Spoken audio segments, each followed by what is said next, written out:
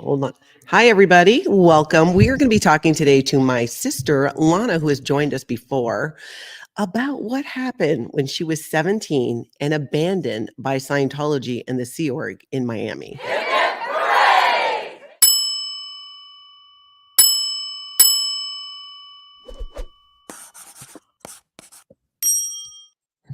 Hey, everybody. Welcome. I'm Natalie. This is Scientology Life After a Cult, where we talk about what? Scientology, culty stuff. How I was in this crazy cult for 35 years and left with 3 generations of my family.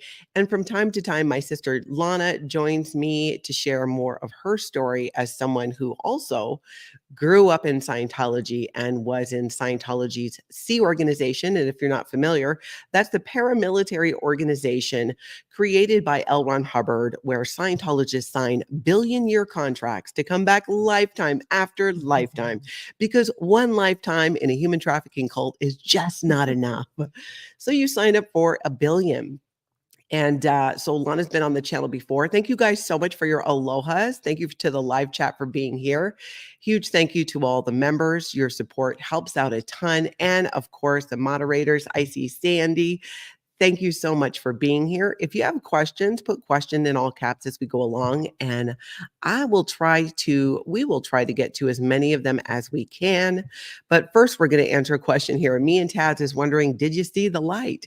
So Lana and I are up north in Minnesota with a friend of ours celebrating her birthday, and we also were hoping to see the Northern Lights, being we're further away from the city, and we have not. Now, I think if you really want to see them, you got to be like outside. Diligent. Yeah, diligently outside. And we would just go outside and check on account of it's cold, right? We were kind of like, it sounded like a really good idea till we realized what the temperature was. And it's windy. Super windy. And it's actually not that cold by Minnesota standards, but for us, two ladies who, were born and raised in Hawaii, even though we've lived in Minnesota for a very long time, I don't feel like we ever adapted. Yeah. 70 is still cold for me. That's hoodie weather. That is hoodie weather. All right, so let's jump into this. Lana, as I mentioned, is my sister, and she went into the Sea organization before I did. She went in, you were 14 when you went into the Sea organization. And when she was 17 years old, she was sent on what's called a mission in the Sea organization with 2 other adults to recruit people for the Sea organization in Miami. So do you want to kind of paint the scene of if you can remember who was there and what was happening? Yeah. So I'm 17. I get pulled into my commanding officer's office. I was in the Estates org then, pack-based crew. And him and some other CMO messengers. You need to explain CMO. The Commodore's Messenger Organization. They basically are the people, if you're talking to them, it's like talking to L. Ron Hubbard. Yeah, so there was pressure to go on this recruitment mission. And so they were trying to recruit me to go on to the recruit mission. I was not happy about it. I didn't want to go especially because it was like 1 or 2 weeks before I was going to get married. And, when you go on these missions, there's a high possibility that you might not even be coming back. They might have you come back and then go on another mission immediately, so it was like up in the air if you're going to be back on time or not. So that was kind of a drag. And so I say, all right, I'll go. There was another staff member who was being recruited to go, and she just cried and cried and cried. And finally they said, never mind. They wanted her to go on the mission to recruit for the Sea Org? Yes. Do you remember how old she was? She was in her early 20s. I think her name was Kit. I vaguely remember that. Kit. She worked in she was super shy. Yeah, super shy. I remember. She reminded me of the Ali Sheedy character in The Breakfast Club. Yes, Right? yes, You see it. Yeah. yes, totally. Yeah, so I said, all right, fine, I'll go. So me and two other adults went to Miami. And you were 17 at the I was time. 17, and we go to the Miami org and try to recruit their public. And so I got a person, nice young man. He was probably in his early 20s. Mm-hmm. And I told him about the Sea Org and how you don't have any, bills to pay, and you have your room and board, and you can just focus on, clearing the planet. Saving the world. Yeah, I didn't tell him about, the horrible food and the horrible hours that you had to keep. How was it for you in having to, because in the Sea organization, for anyone who might not know, you have to do whatever they tell you to do. The girl that got out of it by crying, Mm-hmm. I think I wouldn't doubt that it had more to do, like they don't want to send people out to recruit for the Sea Org who look like they're completely unhappy. And did you have any thoughts or feelings about bringing somebody into that environment that conflicted with your duty as a Sea Org member, where you've attested and said that you will execute any duty given to you as a Sea Org member? Yeah, I took it really seriously that, I'm on this mission and they expect people, Mhm. and recruiting for the Sea Org is really hard because who wants to sign a billion-year contract and dedicate their lives to all that?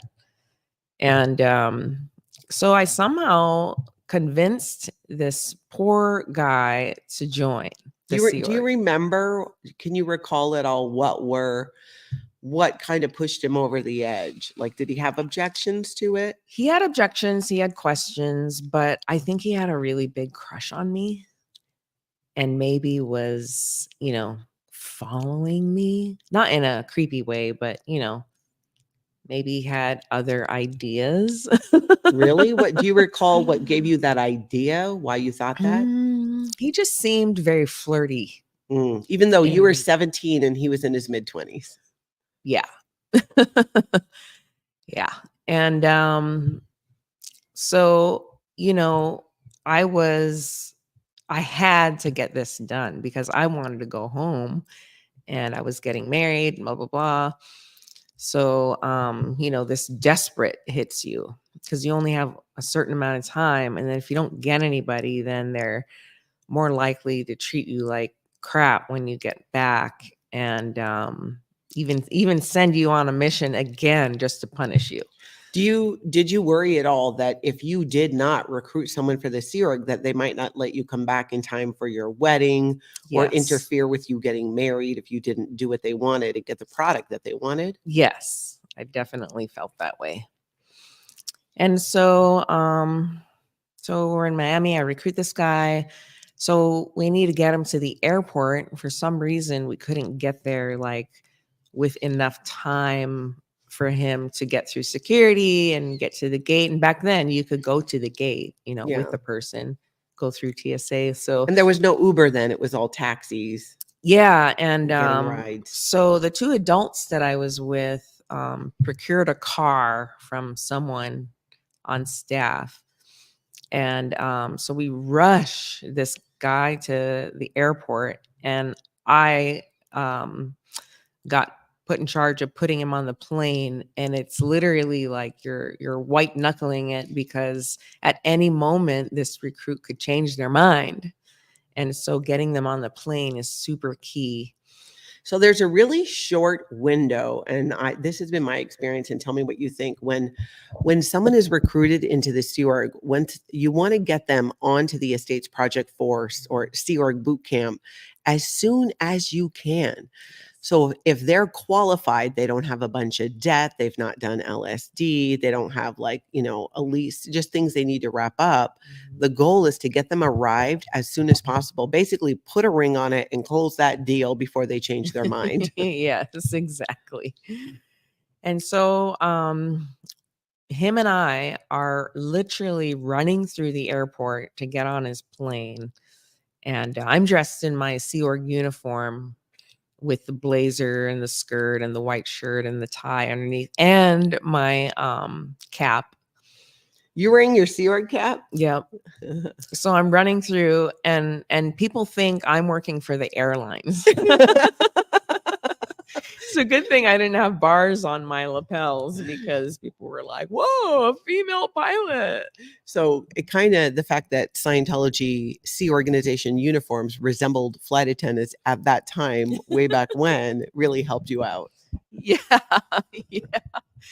Yeah, we ran through that and we got him on the plane. And then Did he feel anything weird or odd about being rushed so fast? Like he could have got another flight. It's not like it's one flight a day from Miami to LA.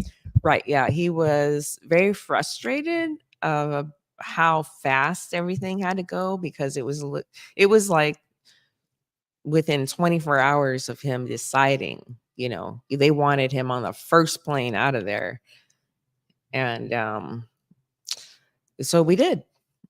And then so we go back to the org after dropping him off, and the adults were talking, and somehow I don't understand all the details, like because I didn't get any.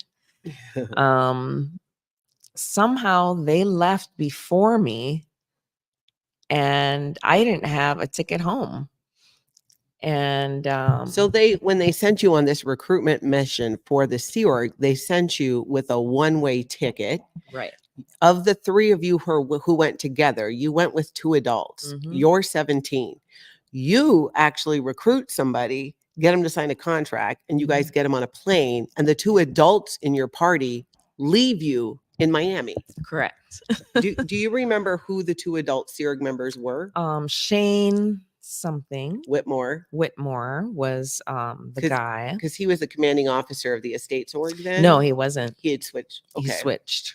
And then a lady, I can't remember her name, from, I want to say she was from OSA though. But and then me. And so I got the recruit and I'm stuck in Miami by myself, no place to stay. And I didn't understand or know that I could have gone to, the, how do you say HCO?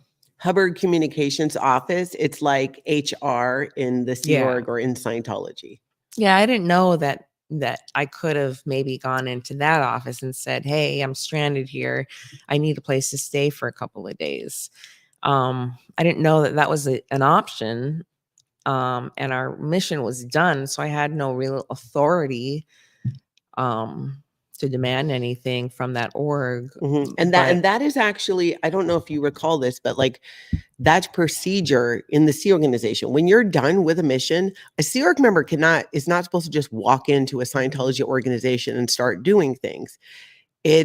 You have to have approval of a bunch of people to go in and do anything in an organization. That's L. Ron Hubbard policy. So once your mission is over, it's like you're done. You should not be back in the organization. Do you remember that as part of your, when you do a mission, they give you like targets and like things that you need to do and things that you cannot do. Do you recall that? Oh yeah. Yeah. And, my mission was done and I had no business being there, but I had no way home. So I believe my commanding officer from the Estates Org in LA was pissed. Of course, why would he be? He was angry. I mean, seeing that I was the one who got the product and then I got stuck there. But so basically I had nowhere to be. I met a couple of girls who were close to my age at the org. And they offered for me to sleep over one night. So that was good.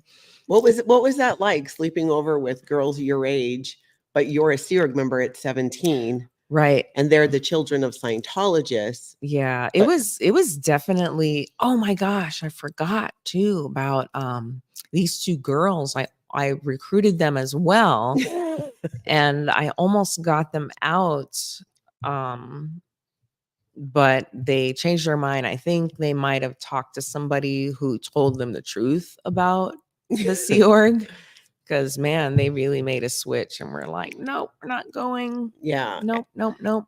and I think it's important to really kind of bring home the importance of what happens if you fail on a mission, if you don't get your product. It's, remember, Lana was getting married in a couple of weeks, again at 17, Mhm. and that all could go away. There's a lot of pressure, even if that wasn't happening. So there's all this pressure and threats on a Sea Org member to recruit people into the Sea Org, but at the same time, you know at your core that this is not a life that you really like, and you just kind of stuck in this weird limbo.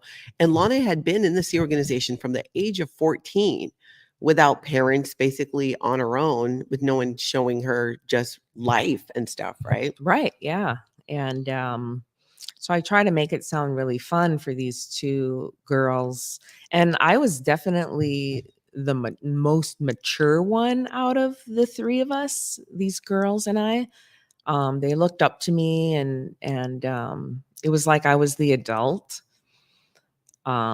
which I wasn't. But anyway, they didn't want to go, and but I slept over their house one night, and then I slept in the park that was across the street from the Miami org the second night. And there was another Scientology kid. He was a boy. He was probably about 14 and I was 17, and somehow he was able to sleep in the park with me, just to, so we have numbers, because it got kind of shady at nighttime in the park. So the one night you spent with the girls who you slept over, do you recall what happened where you couldn't stay there again? Or did you feel that as a Sea Org member, like that would be crossing a line? Well, when they expressed that they didn't want to go, they were not like good indicators, Yeah. And so I didn't feel comfortable staying with them for the second night. And what was I going to say about those girls? Oh, I actually went to their school one day, told the school that I was their aunt and that I was unenrolling them in school. And this was okayed by their mother. And prior to them changing their minds. So to unenroll them from school so they could leave for the Sea organization, this was okay with their mom. Do you recall why the mom didn't do it? I think she was just busy. Was she a staff working. member or She was not. Okay. Yeah, and so the crazy things that you do to get these people into the Sea Org, or just do anything really, you got to make it go right and get the product. Yeah, that is the way. Yep. So that's a great example, actually, of that, is going to those extremes and breaking those, social contracts and just, really even laws in the name of Scientology and the Sea organization, because it is a belief in the Sea organization that they are above the laws outside of Scientology. Right. Exactly. And I had no ID, I had no identification, you know, showing that I was even, what you call that? Adult? You weren't even Adult, adult. or Did you walk in your Sea Org uniform or civvies? no, civvies. Yeah.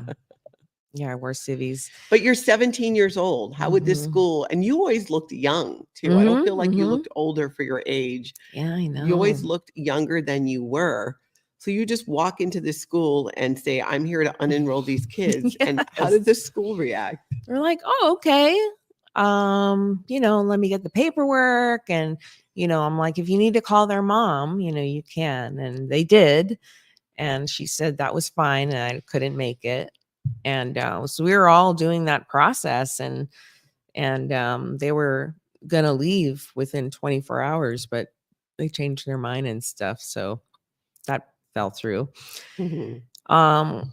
And then so I stayed in the park for one night, and I think I was there for 2 days without any supervision or money or Place to stay, place to stay. shower. Yep. Yep. And so then I finally get a ticket home. And I get there and I go back. I didn't have to go on another mission. I got to back to life as usual, and I was planning the wedding and stuff like that. And then a couple weeks, you know, I just got married, and I'm going to this little convenience store by the blue buildings. George's General Store. No, it wasn't George's. It was down a bit. They sold like, it was another little store run by non-Scientologists, Hispanic. And so I go there to get something, and I go to the checkout, and the guy I recruited is behind the counter. And I'm like, "What are you doing here?" And he's just straight face was like, "Well, they told me I had to get off the EPF because I didn't finish in 2 weeks." I'm like, "Oh my gosh, I am so sorry." So that at that time, there were some rules that came out saying that you had to finish the Estates Project for Scientology boot camp, Sea Org boot camp in 2 weeks, or you were gotten rid of. That, of course, I would imagine was short-lived, if I remember, because hardly anyone got through it in 2 weeks. There were people on the Estates Project Force Sea Organization boot camp for months and Yeah, months I and took 5 months. months. Yeah. And yeah, so they discharged him after 2 weeks, and he was very bright and, you know, really good recruit. And so that was upsetting to me because I felt really bad for him. You know, he kind of followed me to LA in hopes, you know, that maybe we could be, you know, boyfriend girlfriend or whatever. But Did he know you that were was the getting vibe married? that I got. I don't know. Yeah. I don't know. Um So you go into the store, you see him there, and yeah. he's like, "Yeah, I got booted out." Do you know what happened to him from there? Was he trying to get back home? He was trying to get back home. He was raising money. The sweet owner of the store heard his story and let him stay there and work so that he could get enough money to go back home. Wow. And this was a neighbor of Scientology who Mhm. owned this store, who took pity on this, Mhm. young 20s guy and gave him a place to stay Yep. and gave him a job. And think about that right there, you guys. A stranger who's running a store down the street from the blue buildings showed more compassion Mhm. for this Scientology recruit than Scientology who recruited him. They just kicked him out with nowhere to go after 2 weeks, after flying him out there, doing all the love bombing on the front end. Mhm. And then when they didn't want him anymore, just cast him aside. I mean, look how they treated Lana, who was a Sea Organization member and a 17-year-old, and they leave her in Miami with no adult supervision or care or any place to stay. Right. Yeah, that's just their vibe. And so I was really concerned, and I didn't know what to do about it. In hindsight, I'm like, I should have recruited him for our org. And but yeah, and then Do you remember what org you were recruiting for? that's the thing. I don't remember that Yeah. part. And it wouldn't matter anyways, because No. often recruits in the Sea Organization don't go to the org that they think they're joining. Right. You recruit them and then they can get traded Mhm. while on the EPF.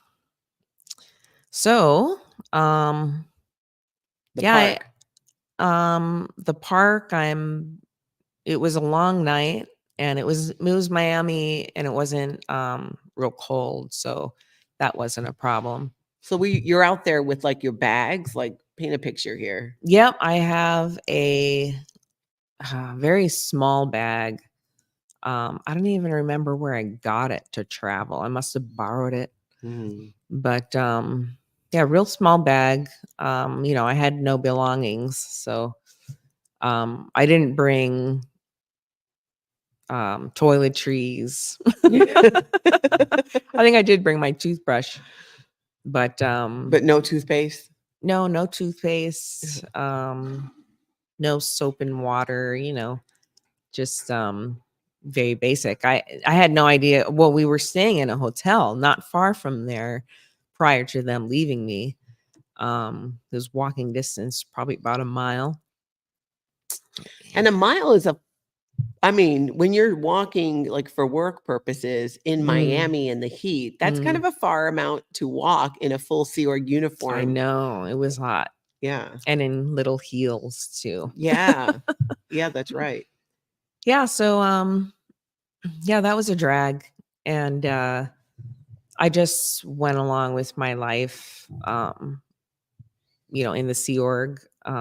Everything was back to normal, and I was just doing my post. And I want to hear more about the park, because this so baffles me so strongly that like how they can leave a 17-year-old alone in Miami and you're sleeping in a park across the street from the org. Right. Did you mention somebody else being there? Yeah, there was a Scientology kid, a boy. He was about 14, and he stayed with me in the park. He stayed. I don't know the details on like what he told his mom or his parents, or if they even cared. I don't know. He just showed up? Yeah. And he was like, well, he saw me around the org for the 5 to 7 days we were there, and so he knew who I was. So he just kind of became my friend, and we watched each other sleeping, and it was scary. It was scary for sure. You took turns sleeping when you were in the park? Yeah. Wow. And it just blows my mind. Like, this kid's 14 and he's out there. Keep in mind, that org was full of adults. Yeah. There were 2 adults from the Sea Org who left her in Miami with nothing. Yeah. And who shows up to help her? A 14-year-old kid. And where were his parents? I don't know. I just kept out of the org because, wasn't supposed to be there in the first place at that point. And yeah, real bizarre. So you wake up in the morning, you gather your things, and was it later that day they got you a flight back? After I slept in the park, you mean? Yeah. Yes. Yeah. Yes. So yeah, that was the left me in Miami homeless story. So you go back to Los Angeles. Yep. Then, and did you tell anybody what had happened? What happened from there? No. I didn't tell anybody what happened because it was kind of like the usual, and I didn't know either that I could have said something. Like, I was so indoctrinated into what I was supposed to be doing, and I couldn't say no about it. And a lot of things, traumas and stuff, I never told anybody in the Sea Org. It would just make drama, and you'd get in trouble, and it's just more trouble for you than anything. They don't really care. So yeah, that's my story. Wow, it's just insane. And for anyone who's new to my channel too, Lana, I got here on YouTube in December to expose Scientology. And Lana and I, even though I've been out of Scientology for 14 years, we've not talked about a lot. And not that we were avoiding it. There's just so many other things to talk about and get on with life and all of that. But being here on YouTube has definitely brought up many more of these memories and things that to us were so normal. We had normalized this type of behavior that it's taken this long. And I think seeing the reactions by so many people, never in Scientology, but all in on bringing down this cult, your reactions to it. There's stuff for us that we saw as normal. and not being weird or odd that since being here on YouTube, we're like, wait a minute. Mhm. I remember this happened and that was equally not okay as well. Right. Talk a little bit about your experience because I know you've been going through something similar with all of these things coming up since we've been talking. Talk about my Just and just experiences. remembering now, like all these things Oh, coming up. yeah, there is a lot I remembered, especially after getting the ketamine treatments. Yeah, Lana did ketamine therapy. Yeah, and it was so wonderful. But like I can talk about these things now, and more stories are coming up like that I didn't remember for years and years. But it's easy to talk about for me because of I had those ketamine treatments, and it really made the trauma of it all disappear. So it's not real bad to talk about. Yeah, which makes a lot of sense. And I do agree. I think that is part of it is sometimes, even though you've left Scientology, when there's been a lot of trauma, you're not far enough away from it yet to where you can actually talk about it and share about it. Mhm. And cult experts say regularly that Scientology is the most difficult cult to recover from. Ooh, I didn't know that. Oh, yeah. Yeah. Huh. I spoke to Rick Ross the other day, Rick Allen Ross. He's a cult Mhm. expert. Oh, And shoot. another cult expert said the same thing. Hmm. They're like, it's 4 or 5 times the amount of time to recover from Scientology than other cults. Did you do a live with those people? With Rick Allen Ross, yeah. Oh, you'd love it. You should I'd have watch to it. watch that. Yeah, if you didn't catch my live stream with Rick Allen Ross, if you go to my channel, click on live and scroll down till you see his picture and name, and that is the video. If you, especially if you were ever in Scientology, if you were ever in a high control group, you have to watch that video. Again, it's on my channel under live. It's the Rick Allen Ross interview. It blew my mind. Wow. Blew my mind. And if you're someone who is interested in this topic, but you're trying to understand the mindset, how do people fall for this? How does this happen? How does so many abuses happen and people still stay? Watch that interview because it really lays it out. Wow, I'm excited. I'm going to watch that. I'll have to send you a link for that. Yeah. Yeah. And I agree, Scooby-Doosa. Schools do need to educate on the dangers of cult. Absolutely. Parents too. And that's part of what I hope we do on this channel is educate not just about why Scientology is a harmful human trafficking cult, but other cults as well, because the behavior and the tactics are very similar. Let's see. Linda is saying, I would love to know if Lana wears the earrings I gave her, if she liked them. I would love to send her more. Will she be getting a channel too? The earrings, the ones that, those were gorgeous. Those are beautiful. Yes, I do wear them. Yeah, thank you, Linda. They're gorgeous. And would you do your own YouTube channel?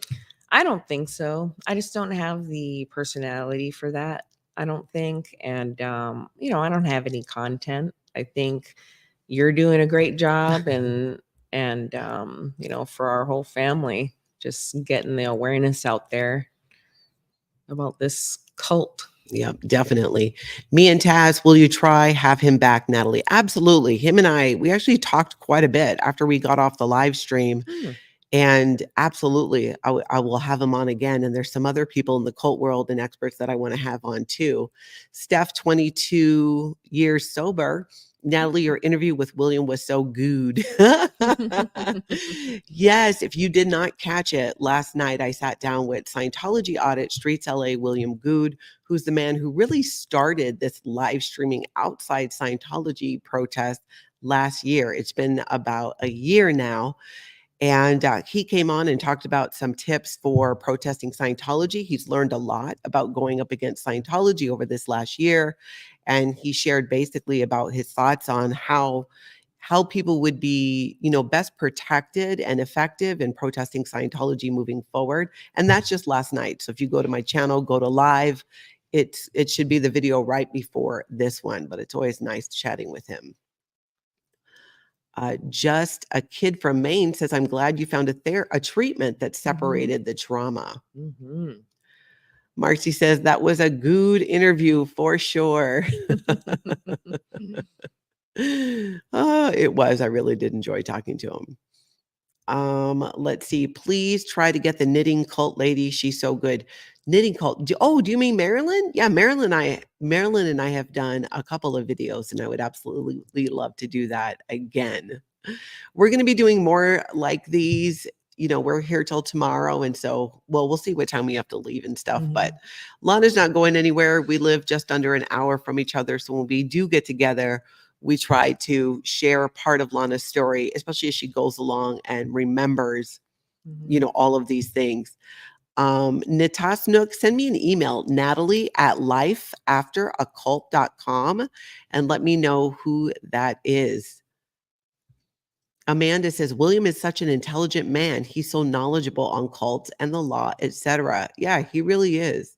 And it's really interesting to hear his take after 1 year of experience with Scientology and doing this.